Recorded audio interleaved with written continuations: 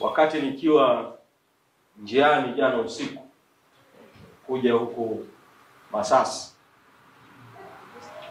nikapewa taarifa kwamba kwenye mitandao ya kijamii kuna kauli ya msajili wa vyama vya siasa na kwamba amempa katibu mkuu wa Chadema wiki moja ili katibu mkuu atoe majibu juu ya barua ambayo yameandikiwa na mwanachama mmoja wa Chadema kuhusu uhalali wa kikao cha baraza kuu la chama tarehe 22 mwezi Januari mwaka 2025 kilichothibitisha uteuzi wa katibu mkuu wa chama, manaibu katibu wakuu na wajumbe wa kuteuliwa wa kamati kuu ya chama.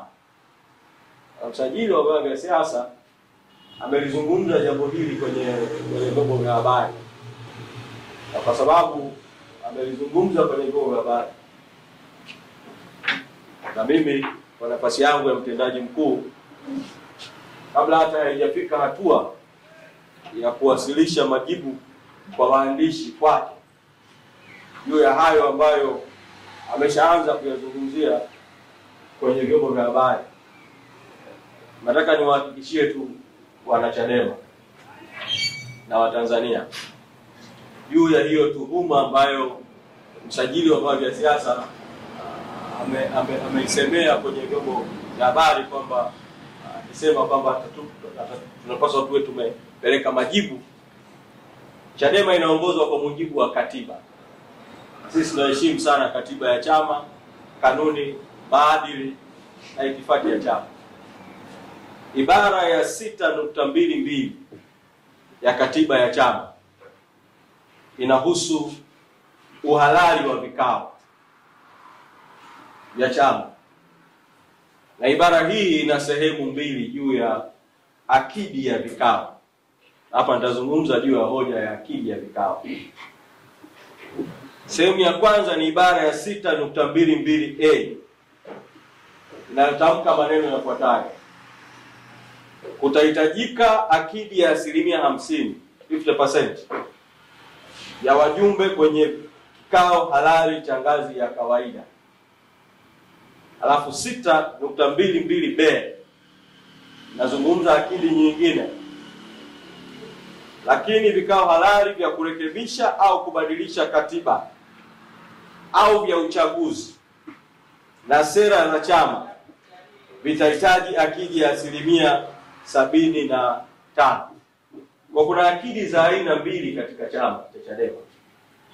Kuna akidi ya vikao vya kawaida vya maamuzi na kuna akidi ya vikao vya maamuzi maalum ambayo kwenye katiba yametajwa ni mambo yafuatayo: moja, kama kuna ajenda ya kubadilisha katiba ya chama; pili, ajenda ya uchaguzi wa chama; tatu, ajenda inayohusu kupitisha sera za chama.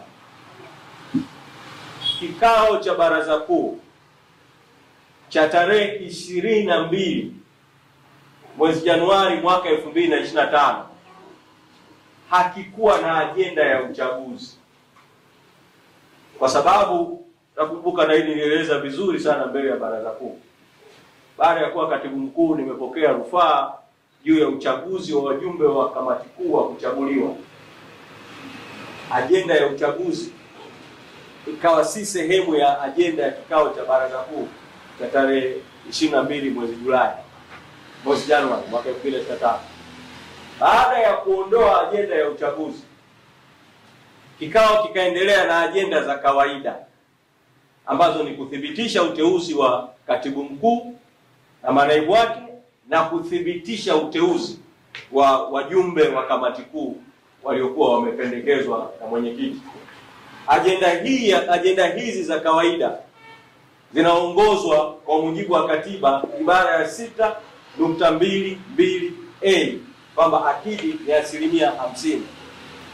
Katika kikao cha baraza kuu cha tarehe 22 mwezi Julai, idadi ya wanachama viongozi waliokuwepo, wajumbe wa baraza kuu ambao walisaini wenyewe, sio tu kwa kuandikiwa majina, bahati njema sana kwenye kikao kile cha baraza kuu kila mjumbe aliandika jina lake kwa mkono wake mwenyewe, cheo chake kwa mkono wake mwenyewe, eneo lake analotoka kwa mkono wake mwenyewe, nambari yake ya simu kwa mkono wake mwenyewe, na akasaini kwa mkono wake mwenyewe.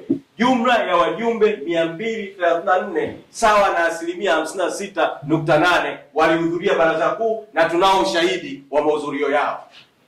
Wanataka kuwaambia wanachadema na Watanzania, muwe na amani na muwe na imani. Mchezo huu haramu unaohusisha ofisi ya msajili na baadhi ya watu ndani ya chama, mbinu hizi haramu, nataka muwe na hakika tutadhibiti kama ambavyo tumedhibiti mbinu nyingine haramu ambazo tutakabiliana nazo kama chama.